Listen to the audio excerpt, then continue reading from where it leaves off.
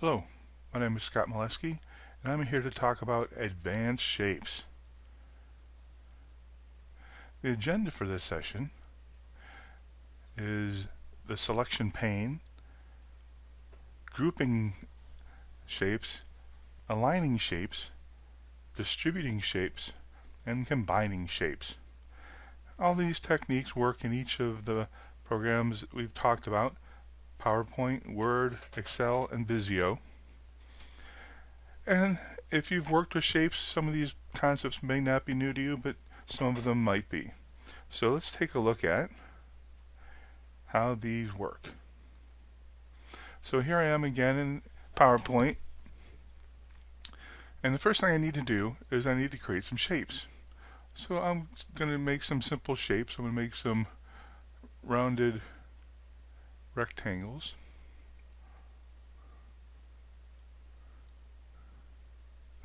And I'm going to duplicate them. Oh, no, I'm going to duplicate it.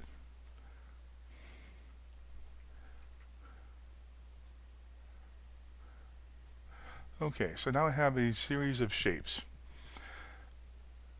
Now, especially if you have shapes that are one on top of another, which is common when you're doing animations in PowerPoint, you may not be able to figure out which is the correct box you're working with.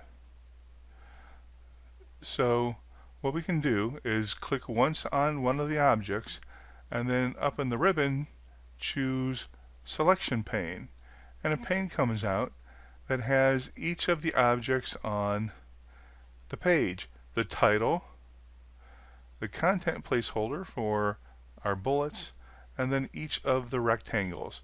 You can come in here, double click, and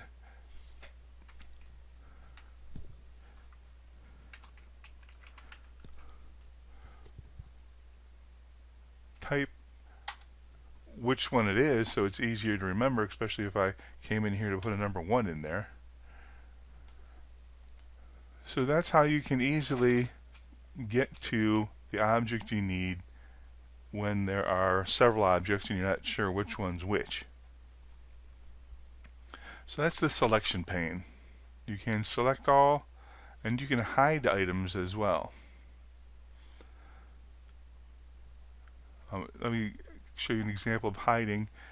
I have my number 1 here. If I click on the little eyeball, it disappears. And the eyeball's closed. If I open the eyeball again, it's visible. Fancy. Next, let's talk about grouping. If I needed to move all of these shapes at the same time, I could come along and window select them, and I can move them all at once. But if I have to do that over and over again, especially if there are other objects in the way and I couldn't window select them, and I had to click on one, hold down the shift key, click on the next one, and the next one. That's a shift click to select multiple items. And I want to move those around at once, I may want to group them. So up on the ribbon, we'll find group, and we'll simply click group. Now we can format them individually, but I can move them individually, or I can move them as, gotta get a hold of it, the group.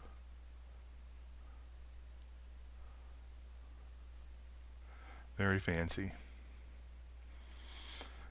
I'm going to ungroup them because I want to do some more with them. Go on. I go to format, group, and ungroup. If you ungroup them and move them around, you can still go up to group and choose regroup, and it remembers how you had grouped them before, which is kind of fun. Now to align them, I'm going to shift click and select each of the items, and I want them all to be even along the bottom. So I choose align. I can align to the left, vertically to the left. I can center them vertically. I can align them on the right vertically. I can align them on their tops. their middles, I want their bottom. So now they're all with the very last one I chose. So whatever the last one you choose is the level at which they are going to be aligned to. And that's aligning. It's pretty simple, but very important. The eye can see little variations in your objects, even though you think you've gotten them close. The eye can tell. Now, it would be nice if I could get all of these objects so that they're evenly spaced between the first and the last one. How in the world will we do that? Well, as long as they're all selected, I can go up to Align in the ribbon and choose Distribute, in this case, horizontally. And now they are perfectly spaced between the first and last objects. That's distributing objects. You can do that vertically as well. I'm going to borrow, let go. I'm going to borrow 2 or 3 of these boxes from our last example, which is combining.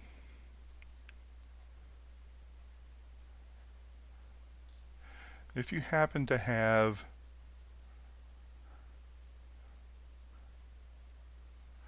an odd shape you've created, but notice there's lines in the middle here where they meet. And there's really, because they're individual objects, there's no way to stop that unless we learn to combine. I'm going to window select them. So each of the object is selected. And up in the ribbon, I'm going to choose Merge Shapes. And there are many ways to merge your shapes. I'm going to skip Union for a moment and choose Combine, which is kind of neat because wherever they intersect, it changes the color. Fragment, each of the spaces is separate. You can delete them if you wanted. Intersect, this doesn't work with my objects. Or subtract and get just what's left. I'm going to choose Union, and Union makes it one big object. So if I change the color, the whole thing changes. If I change the size, it changes the size of the whole object. That's combining objects. Well, thank you for watching, and I hope you've learned something.